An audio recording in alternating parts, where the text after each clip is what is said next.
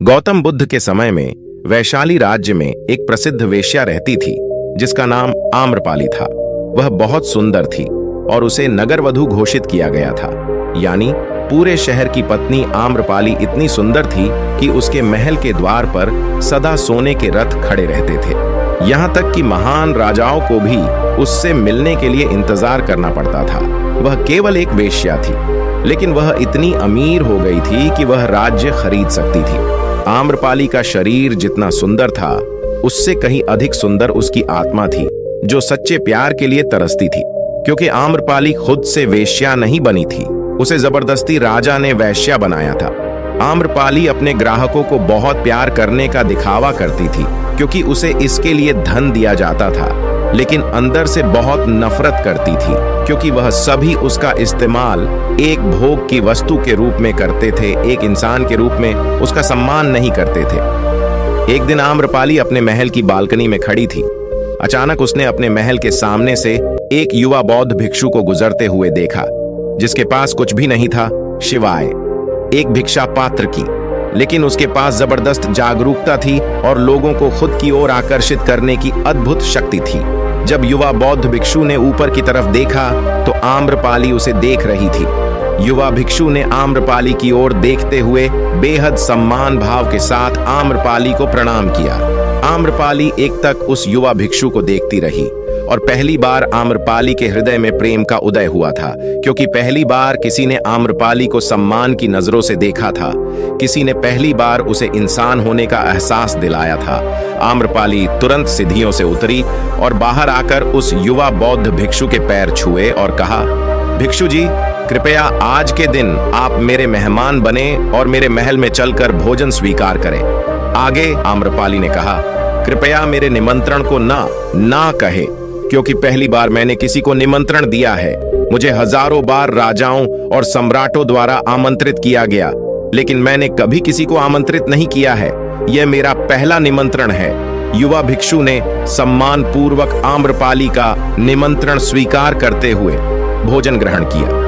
भोजन देने के बाद आम्रपाली ने कहा, भिक्षु जी, आज से 3 दिनों के बाद बारिश का मौसम शुरू होने वाला है, जो कि अगले 4 महीनों तक रहेगा, और मैं आपको अपने घर में 4 महीने रहने के लिए आमंत्रित करती हूँ।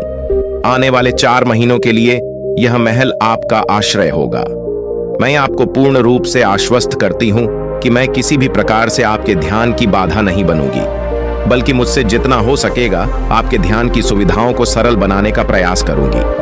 दरअसल बौद्ध भिक्षु साल के 8 महीने गांव-गांव घूमकर बौद्ध धर्म का प्रचार करते हैं और 4 महीने वहां एक ही स्थान पर रहते हैं, जहां उन्हें आश्रय मिल जाता है। युवा बौद्ध भिक्षु ने कहा, माफ कीजिएगा देवी, लेकिन इस विषय में मैं स्वयं निर्णय नहीं ले सकता। आपके प्रस्ताव के विषय में बुद्ध से पूछूंगा। अगर वह मुझे अनुमति देंगे तो मैं आपके महल में आश्रय अवश्य ग्रहण करूंगा। इतना कहकर वह बौद्ध भिक्षु वहां से चला गया। इससे पहले कि वह युवा भिक्षु बुद्ध के पास पहुंचता और आम्रपाली के प्रस्ताव के बारे में कुछ बताता, उससे पहले वहां पर मौजूद अन्य भिक्षु बुद्ध के पास पहुंच गए और बुद्ध से कहा, बुद्ध, आप उस युवा भिक्षु को रुकिएगा। आम्रपाली ने उसे 4 महीने रहने के लिए अपने घर बुलाया। आम्रपाली एक वेश्या है और एक भिक्षु एक वेश्या के घर में 4 महीने रहे। यह सही नहीं है, इससे हमारे संघ में गलत संदेश जाएगा। बुद्ध ने कहा, कृपया आप लोग शांत हो जाए और उस भिक्षु के आने की प्रतीक्षा करें। थोड़ी देर बाद वह युवा भिक्षु बुद्ध के पास आया। बुद्ध के पैर छुए और उन्हें पूरी कहानी सुनाते हुए कहा, बुद्ध नगर की एक आम्रपाली नाम की महिला ने मुझे बारिश के 4 महीने अपने घर पर रहने के लिए आमंत्रित किया है। मैंने उसके निमंत्रण का अभी कोई जवाब नहीं दिया।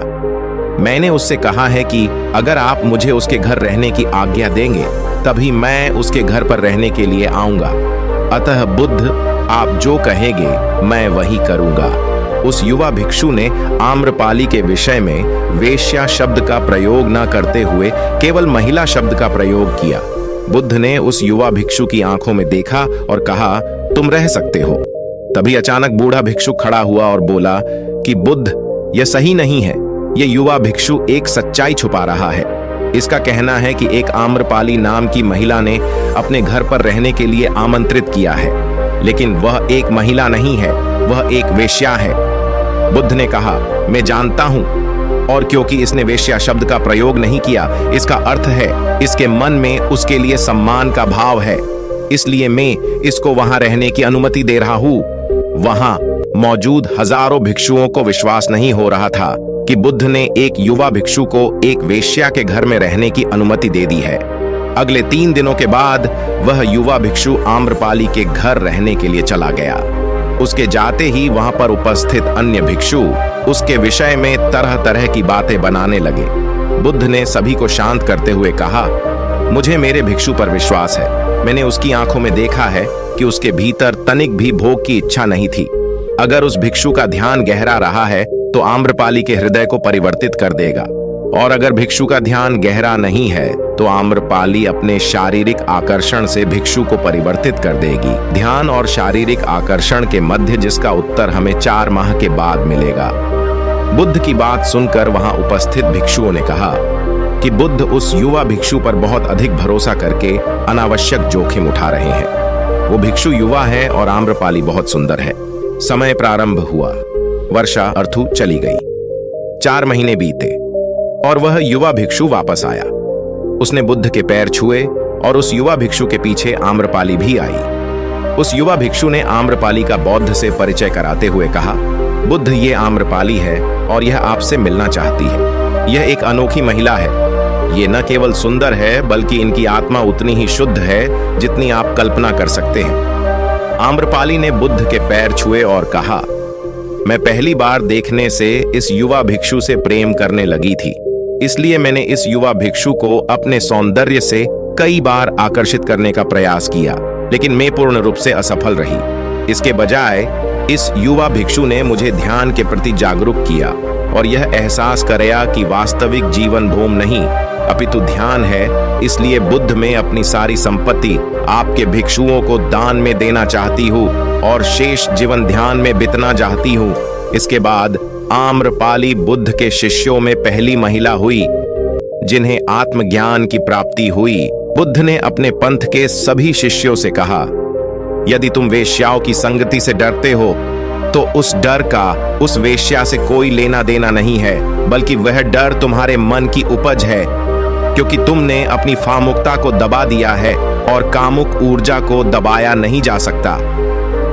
अमर तुम इस गंदे विचारों को ज्यादा दबाने की कोशिश करोगे तो ये विचार और अधिक शक्तिशाली हो जाएंगे, फिर तुम इन विचारों को नहीं रोक पाओगे।